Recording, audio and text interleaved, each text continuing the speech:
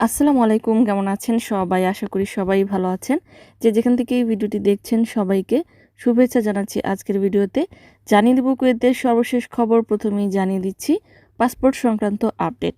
কুয়েতস্থ বাংলাদেশ দূতাবাস হতে জানানো হয়েছে যে প্রবাসী বাংলাদেশিদের বানাতে দেয়া 50টি এমআরপি পাসপোর্ট সহ 4 শতাধিক পাসপোর্ট বিতরণের জন্য তৈরি হয়ে রয়েছে।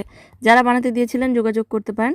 পাসপোর্ট ডেলিভারির সময় হলো অফিস চলাকালীন সময়ে প্রতিদিন সকাল 9টা থেকে বিকেল 3টা পর্যন্ত। জানিয়ে দিচ্ছি আরও একটি ঘোষণা।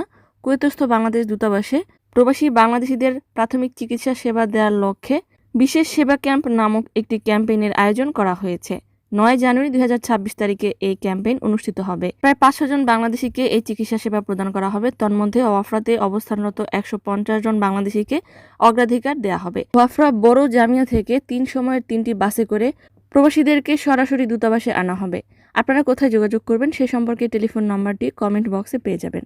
জানিয়ে দিচ্ছি আরও একটি ঘোষণা। বসবাসরত বাংলাদেশিদের বিভিন্ন ধরনের সমস্যা ও তার সমাধানের লক্ষ্যে কুয়েতস্থ দূতাবাসে মহামান্য রাষ্ট্রদূতের উপস্থিতিতে 11 জানুয়ারি 2026 রোজ রবিবার দুপুর 2টা 30 মিনিটে দূতাবাসের হল রুমে গণশুনানির আয়োজন করা হয়েছে।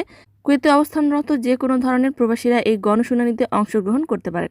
জানিয়ে দিচ্ছি 10 বছর 15 বছর মেয়াদী সিভিল আইডি কার্ড সম্পর্কিত আপডেট।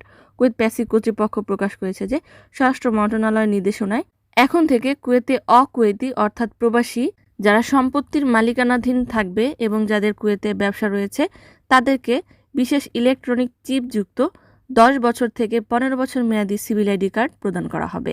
এ ব্যাপারে আরও বলা হয়েছে যে এই 10 বছর 15 বছর মেয়াদী সিভিল আইডি কার্ড তাদের ভিসার সমানই হবে এবং এটি নবায়নযোগ্য হবে। জানিয়ে দিচ্ছি কুয়েত থেকে ডিপোর্ট সম্পর্কিত আপডেট। স্বরাষ্ট্র মন্ত্রণালয় প্রকাশ করেছে যে 2025 সালে গত বছর কুয়েত থেকে প্রায় 39,487 জন প্রবাসীকে বহিষ্কার করা হয়েছে। বহিষ্কৃতদের ব্যাপারে বলা হয়েছে বিভিন্ন জাতীয়তার নারী পুরুষ মিলিয়ে তাদের নিজ নিজ দেশে ডিপোর্ট করা হয়েছে যারা আকাম আইন ও শ্রম আইন লঙ্ঘনকারী ছিলেন। অন্যদিকে আরেকটি তথ্যে প্রকাশ করা হয়েছে যে কুয়েতে গত কয়েকদিনের ছুটির দিনগুলোতে আন্তর্জাতিক বিমানবন্দর দিয়ে প্রায় 1,54,000 ভ্রমণকারীরা ভ্রমণ করেছেন। জানিয়ে দিচ্ছি একজন রেমিটেন্স যোদ্ধার মৃত্যুর খবর। কুয়েতের ফাহাহিল এলাকার সাবরা সবজি ব্যবসায়ী মোহাম্মদ ইউসুফ ভাই তার নিজ রুমে হঠাৎ ব্রেন স্ট্রোক করে মৃত্যুবরণ করেছেন। ইন্না লিল্লাহি ওয়া ইন্না ইলাইহি রাজিউন। আল্লাহ পাক তাকে জান্নাতুল ফিরদাউস দান করুন।